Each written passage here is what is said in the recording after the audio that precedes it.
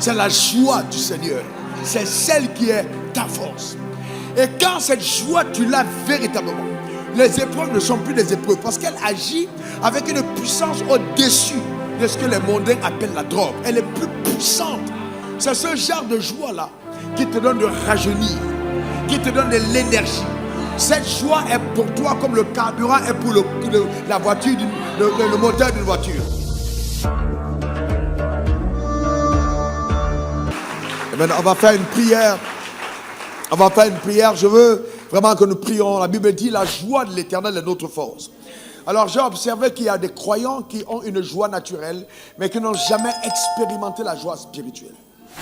Cette joie-là, c'est la joie du salut. On peut être naturellement heureux. Par exemple, notre équipe a gagné. C'est une joie naturelle, qui n'a rien à voir avec la joie de l'esprit. Parce qu'on peut se réjouir de certains événements qui n'ont pas pour source Dieu. Mais la réjouissance de l'esprit est celle qui est provoquée par Dieu. Elle vient de l'intérieur. Souvent, elle surpasse toute intelligence. On se demande, mais pourquoi il rit? Pourquoi il est heureux? Pourquoi il est joyeux? Tu ne peux pas expliquer. Mais il y a comme des torrents en toi qui te donnent d'avoir un autre sentiment. Voyez-vous, à l'intérieur. Ça te donne d'être, tu vois, tu dégages quelque chose. C'est ce genre de joie-là qui te donne de rajeunir, qui te donne de l'énergie. Cette joie est pour toi comme le carburant est pour la voiture, le moteur d'une voiture. Ça te donne d'avancer, voyez-vous. Et cette joie, même quand tu es fatigué, tu ressens comme quelque chose à l'intérieur qui te donne la capacité d'avancer. C'est la joie du Seigneur. C'est celle qui est ta force. Et quand cette joie, tu l'as véritablement, les épreuves ne sont plus des épreuves parce qu'elle agit avec une puissance au-dessus de ce que les mondains appellent la drogue. Elle est plus puissante que toute forme de drogue. Parce qu'elle te donne d'être enrobé, d'être vraiment possédé de telle réalité que les événements naturels ne peuvent plus rien te faire. C'est cette joie que Jésus a connue et il a souffert l'ignominie, il a méprisé la croix. Parce qu'il avait une joie qui venait de Dieu. Donc même les coups qu'on lui donnait, il ne ressentait plus rien parce qu'il était projeté dans l'éternité par la joie qu'il ressentait. Prions que chacun d'entre nous ressentions la joie du Seigneur. Élève ta voix, prie le Seigneur. Prie pour ton frère. Père, restaure-nous ta joie. Restaure ta joie dans le cœur de ton peuple. Cette joie du salut, la véritable joie. Donne-nous, Éternel, de l'expérimenter, de la connaître, de vivre la joie du salut. Restaure cette joie. Père, je t'en supplie, cette joie profonde, qui ne vient pas des circonstances naturelles, des événements que nous avons vécus, mais qui vient de l'esprit. Cette joie qui est notre force, cette joie qui est notre soutien, notre appui, cette joie, Père, ta joie, donne à chacun d'entre nous de la vivre, l'expérimenter pleinement. Accorde à ton église, accorde à ceux qui sont connectés en direct, de vivre cette joie profonde, cette joie véritable. Oh Dieu, cette joie profonde. Béni sois-tu Seigneur, cette joie qui nous donne d'être toujours persévérants et patients, cette joie qui nous fortifie de l'intérieur par ton Saint-Esprit. Béni sois-tu Seigneur, que ton nom soit glorifié dans le nom suprême de Jésus. Alléluia. Et voyez, c'est dans cette joie, de cette joie que l'apôtre Paul parle quand il dit, soyez toujours joyeux. Alors, soyez, tu avais dit, la joie que nous ressentons n'est pas conditionnée par les événements que nous vivons, mais par la vérité que nous incarnons en Christ. Donc, ce ne sont pas les événements qui font notre joie. Non, c'est la vérité, voyez-vous, de sa parole, de qui nous sommes en Christ. C'est elle la source de notre véritable joie. Voyez-vous, et ça, soyez toujours joyeux. Et cette joie est profonde et puissante. Véritablement. Véritablement. Amen. Que vraiment le Seigneur nous garde dans sa joie. La joie qui vient d'en haut. Amen. Et quand vous êtes habitué à cette joie, à la veille ou à l'aube de grandes visitations, tandis qu'il y a une énorme, vous voyez, tribulation, vous ressentez comme un torrent de joie qui vous habite. Pourquoi? Parce que l'esprit a connu les choses qui sont à venir. Et l'esprit se réjouit. Voyez-vous? Alors que tout autour de toi semble être en train de tomber en ruine, l'esprit se réjouit. Parce que tu sais qu'il y a quelque chose de puissant qui est en train d'arriver et le Saint-Esprit te le communique. Que Dieu te donne d'expérimenter la joie du salut, la joie de Christ. Ceux qui ne l'ont pas à l'église, à des moments deviennent de mauvais croyants. Ceux qui tombent dans les commérages. C'est eux qui vivent dans la chair pleinement. Parce que cette joie, elle te déconnecte des réalités de la chair. En fait, c'est elle-même qui te donne de pouvoir épouser l'homme nouveau. La joie de Dieu. Vous aurez des tribulations dans le monde, mais prenez courage et vainquez le monde. Cette joie est profonde. Et donc, vous ne pouvez pas vivre pleinement par la foi si vous n'avez pas connu la joie de Dieu. Ben ouais.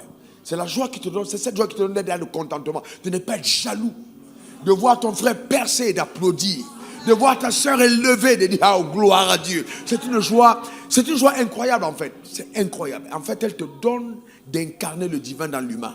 C'est cette joie. Je prie de tout mon cœur que nous l'expérimentions. La joie de Dieu. Amen. La joie du Seigneur. La véritable joie.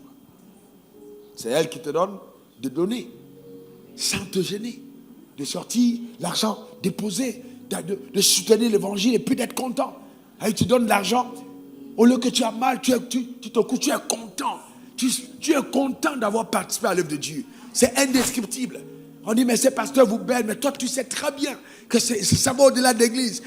Personne ne peut expliquer, tu ne peux même pas toi-même expliquer ce que tu vis. Mais cette joie-là, c'est vraiment quelque chose d'incroyable que Dieu nous donne à chacun d'entre nous, de la garder en nous. D'abord, l'expérimenter pleinement, parce que cette joie, tu ne peux jamais l'avoir si tu n'es pas né de nouveau.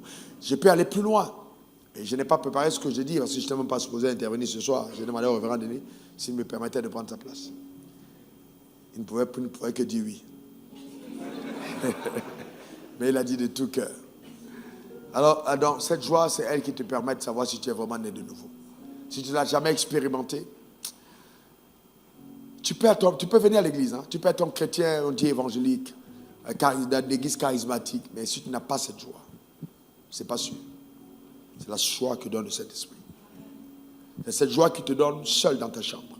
De te mettre à genoux. De lever les mains, d'adorer et de pleurer tout seul. C'est elle qui te donne, quand tu écoutes un cantique, de t'arrêter, de fredonner le cantique en ressentant de l'intérieur de toi comme des ondes qui te font vibrer de l'intérieur. C'est la joie du salut. C'est celle qui te donne la preuve et l'évidence que tu appartiens à notre royaume. C'est la joie que produit le Saint-Esprit. Regardons ce texte, on va se séparer avec Romains 8, verset 28. On va lire jusqu'à la fin. Romains 8, 28. Romains 8, verset 28. Méditez-le à la maison. Nous savons du reste que toutes choses, vous voyez bien, toutes choses, et ça c'est une loi, c'est vraiment très puissant, toutes choses concourent au bien de ceux qui aiment Dieu. Toutes choses, en bien ou en mal, concourent au bien de ceux qui aiment Dieu, qui sont appelés selon ses desseins. Toutes choses concourent au bien. Quel que soit ce qui arrive, toutes choses concourent au bien de ceux qui aiment Dieu. Verset 29. Car ceux qu'il a connus d'avance, il les a aussi prédestinés à être semblables à l'image de son Fils. Et nous connaissons, quand nous parlons de son Fils, nous connaissons ses douleurs, nous connaissons ses souffrances, nous connaissons ce qu'il a enduré. Mais il nous a prédestinés à être semblables à l'image de son Fils, afin que son Fils fût le premier né entre plusieurs frères. Continuons. Et ceux qu'il a prédestinés, il les a aussi appelés. Ceux qu'il a appelés, il les a aussi justifiés. Ceux qu'il a justifiés, il les a aussi glorifiés. Je peux faire un séminaire d'une semaine sur ce texte-là, simplement. Continuons. Ok?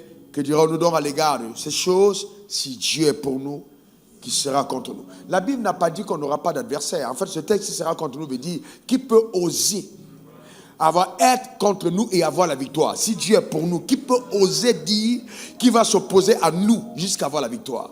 Donc en fait, si Dieu est pour nous, il y a une garantie absolue d'une victoire totale. La nouvelle création ne connaît pas la défaite. Dis après moi, je ne connais pas la défaite. Non, déclare-le encore, je ne connais pas la défaite. Annonce-le encore, je ne connais pas la défaite. C'est ton partage, c'est mon partage. Et continue le texte. Qui peut être contre nous? Si Dieu est pour nous. Et Dieu Dieu est pour toi. Lui qui n'a pas épargné son propre Fils, mais qui l'a livré pour nous tous. Donc là, il fait appel à la rançon. Il a livré pour nous tous. Comment ne nous donnera-t-il pas aussi toutes choses avec lui? Donc ça veut dire que si j'accepte que Jésus est mort pour moi, je dois accepter de facto qu'il n'y a plus rien que Dieu soit à même de me refuser. Il n'y a plus rien. Il t'a donné le plus précieux. Il t'a donné le plus précieux. Donc il n'y a rien que Dieu puisse te refuser. C'est profond.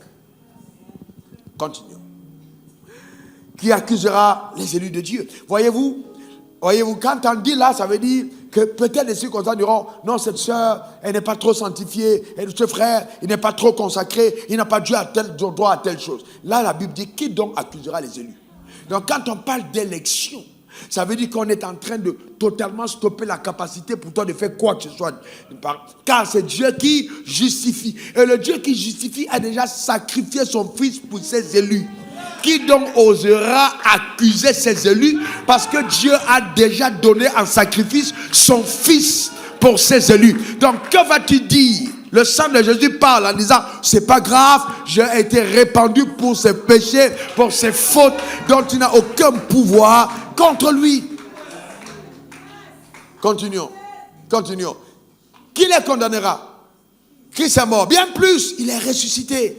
Il est à la droite de Dieu. Il intercède pour nous. Oh là là là là. C'est pour ça que j'ai dit qu'il ne faut pas compter simplement sur tes prières. Il ne faut pas compter seulement sur tes prières. Il y a des prières que Christ demande, que ta bouche n'a jamais demandé, mais il intercède pour toi là-haut, en intercédant pour toi. Donc si tes prières sont faillibles, les siennes sont infaillibles. Je dis, si tes prières sont faillibles, les siennes sont infaillibles. Il intercède pour nous, frère. Que Dieu te donne d'accéder à ces choses qui sont la réponse aux requêtes de l'intercession de Christ. Lui-même priant pour toi, mentionnant ton nom. Comment je le sais? Il dit, même les cheveux de ta tête sont comptés, aucun d'eux ne tombe sans sa propre permission. Il te connaît par ton nom, il te connaît bien. Frère, il te connaît, ma soeur, Jésus te connaît. Il te connaît à Djamé, il te connaît à Hong Kong, il te connaît à Paris, il te connaît à Dubaï, il te connaît à Mankoro, Bandoun, il te connaît partout où tu es. Jésus te connaît. Amen. Il intercède pour nous. Continuons. Qui nous séparera de l'amour de Christ? Oh, mon Dieu. L'amour de Christ supporte, endure, croit tout. L'amour de Christ. S'il demande aux hommes d'endurer, de supporter, de pardonner tout, son amour surpasse ce que nous pouvons manifester nous-mêmes. C'est lui qui a répandu cet amour dans notre cœur. Qui peut nous séparer de l'amour de Christ? Serait-ce la tribulation, ou l'angoisse, ou la persécution, ou la faim, ou la nudité, ou le péril, ou l'épée? Selon qu'il est écrit, c'est à cause de toi qu'on nous met à mort tout le jour. C'est-à-dire, le monde nous persécute à cause de lui. Qu'on nous regarde comme des brebis destinées à la boucherie. Mais dans toutes ces choses, pour ceux qui ont pensé que nous étions égarés, que nous nous sommes trompés, nous avons été perdus, nous sommes séduits, nous sommes entrés dans des églises de fous. Mais pas dans toutes ces choses, nous sommes plus que vainqueurs par celui qui nous a aimés. Car j'ai l'assurance. Allez, on dit ensemble, 1, 2, 3, on lit ensemble. Car j'ai l'assurance que ni la mort, ni la vie, ni les anges, ni les dominations, ni les choses présentes, ni les choses à venir, ni les puissances, ni la hauteur, ni la profondeur, ni aucune créature ne pourra me séparer de l'amour de Dieu manifesté en Jésus-Christ, mon Seigneur. Alléluia. Acclame très fort ton Seigneur. Que Dieu te bénisse.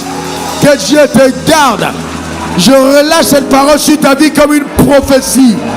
Qu'elle se poursuive et qu'elle s'accomplisse dans le nom suprême de Jésus. Donne-moi 3 bons amen. Alors rentre chez toi cette nuit, écoute ça comme une recommandation. Lis ce texte à haute voix 3 fois avant de dormir. Écoute-moi bien. Souvent je vous parle, certains d'entre vous ne comprenez pas. Tu prends ce texte, lis 3 fois à haute voix. Ne cours pas 3 fois avant de dormir.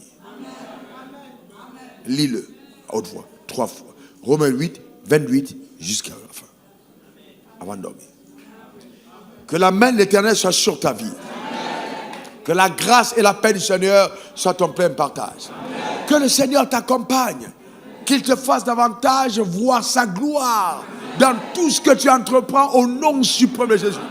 Qu'il y ait des stockages au ciel. Des stockages là-haut. Et relocalisation du stock dans ta vie au nom suprême de Jésus. Reçois cela pleinement. Reçois cela pleinement. Reçois cela pleinement dans le nom suprême de Jésus. Quelqu'un dise Amen 3 fois. Je ne l'ai jamais entendu depuis que je suis enfant de Dieu. C'est la première fois que je l'entends de ma propre bouche, des stockages au ciel. Donc quand les choses comme ça arrivent, moi j'ai besoin de noter, cette fois des stockages. Il y a des choses en stock. Le ciel fait un déstockage. Non, pas pour faire vente aux enchères, non, pour envoyer et relocaliser le stock dans ta vie. Reçois pleinement au nom suprême de Jésus des stockages de bénédiction dans le nom suprême de Jésus. Amen, amen, amen. Que Dieu te garde, que sa grâce te soit multipliée dans le nom suprême de Jésus. Amen.